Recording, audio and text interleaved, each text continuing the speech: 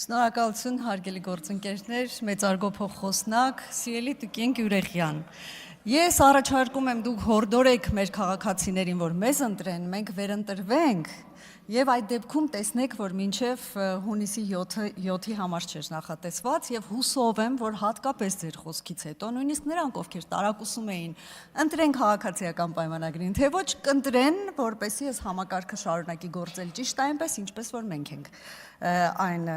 այսպես պատկերացնում եւ ինչպես ինչ նպատակների, որ մենք ենք հասնելու։ Լավ, մի շարք հարցերի փորձեմ անդրադառնալ Տիկին Գյուրեխյան, խոսեցիք բժիշկների աշխատավարձերի մասին։ Ես նախ ուզում եմ ասել, որ մեր բժիշկների աշխատանքը անգնահատելի է, իրոք անգնահատելի է, որովհետեւ այս ծավալների մեծացման պայմաններում նրանք միևնույն է շարունակում են պատշաճ սպասարկել Հայաստանի Հանրապետության բոլոր քաղաքացիներին եւ որևէ մեկին չեն թողնում առանց ծառայության, բժշկական ծառայության, այս իմաստով խոնարհումս մեր բոլոր բժիշկներին, շնորհակալություն, ինչպես նաև պետք է գնահատել ասոցիացիաների աշխատանքը, որոնք որ օգնում են լիազոր մարմնին նաև վերանայելու ծառայությունների գները, խնդիր է սա, որը որ դուք բարձրացրեցիք, բայց ես ձեզ ասեմ, որ հստակ պիտի ասեմ, որ ասոցիացիաների եւ բժիշկների մասնագետների հետ համատեղ քննարկումների արդյունքում մի շարք ծառայությունների գներ, փոխհատուցումներ արդեն վերանայվել են եւ դա պարբերական բնույթ է կրում, այսինքն պարբերաբար դրանք նաեւ վերանայվելու են։ Ինչ վերաբերում է աշխատավարձերին, տեսեք, դուք պահանջում եք ֆիքսված աշխատավարձ, բայց մենք գործ ունենք ազատ շուկայական, ազատ տնտեսական հարաբերությունների հետ, այսինքն ֆիքսված աշխատավարձ լինել չի կարող։ Հիմա բացատրեմ ինչ է տեղի ունեցել։ Առողջապահության նախարարությունը սահմանել է նվազագույն շեմ, աշխատավարձի նվազագույն շեմ։ Բուժ հաստատությունը իր հայեցողությամբ այդ աշխատավարձը կարող է բարձրացնել, ելնելով իր մուտքերից ֆինանսական,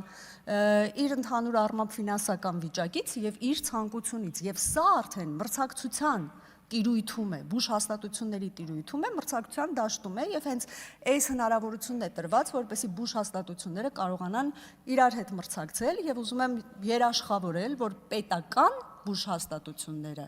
բավականին այդ սահմանված նվազագույն շեմից բավականին բարձր աշխատավարձ են տալիս բժիշկներին։ Եվ նաև իհարկե ասոցիացիաների ներգրավման հարցում էլի ազգային ժողովի առողջապահության հարցերի մշտական հանձնաժողովի դերը էլի շատ մեծ է, որովհետև եթե հիշում եք ասոցիացիաների մասին օրենքը եւս հեղինակել ենք մենք եւ այն հրաշալի գործում է։ Ինչ վերաբերում է մարզերում մասնագետներ չլինելուն, այս մասին մենք շատ ենք խոսել, բայց եւս մեկ անգամ ասեմ, մոտավորապես 3 տասնամյակ հետևողականորեն մարզային հիվանդանոցները փլուզվել են, որևէ գործողություն չի կատարվել, որևէ օրենսդրական փոփոխություն չի կատարվել, որևէ նախաձեռնություն չի եղել, որպեսզի մարզային հիվանդանոցները կարողանան իրենց գոյությունը պահպանել եւ դրանք տարիների ընթացքում բնականաբար մաշվել են, մասնագետները այնտեղից հեռացել են եւ դուք ուզում եք, որ մենք շատ կարճ ժամանակում այդ 3 տասնամյակի փլուզվածը վերականգնենք, բայց մենք անում ենք, մենք իրոք անում ենք, բայց դա տևական ժամանակ է պահանջելու։ Էլի վերհիշելով մեր հեղինակած օրենքը, որով որ մենք նպատակային կրթության մասին այդ օրենքը, որ եթե ինչպես պարոն Գրիգորյանը նաև եւս մեկ անգամ հիշեցրեց, եթե պետությունը վճարում է կրթության համար, ապա հետո պահանջում է մարզերում կամ առաջարկում է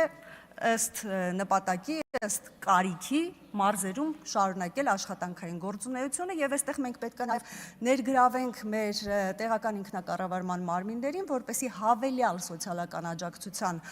խրախուսումով կարողանանք շատ լավ մասնագետներ տեղափոխել մարզեր։ Հավատացեք, մենք դա էլ ենք անում, դա էլ ենք մտածել եւ այս իմաստով էլ կարողանում ենք իհարկե մեծ հաջողություններ գրանցել։ Ինչ վերաբերում է առողջապահության համակարգին ընդհանուր առմամբ եւ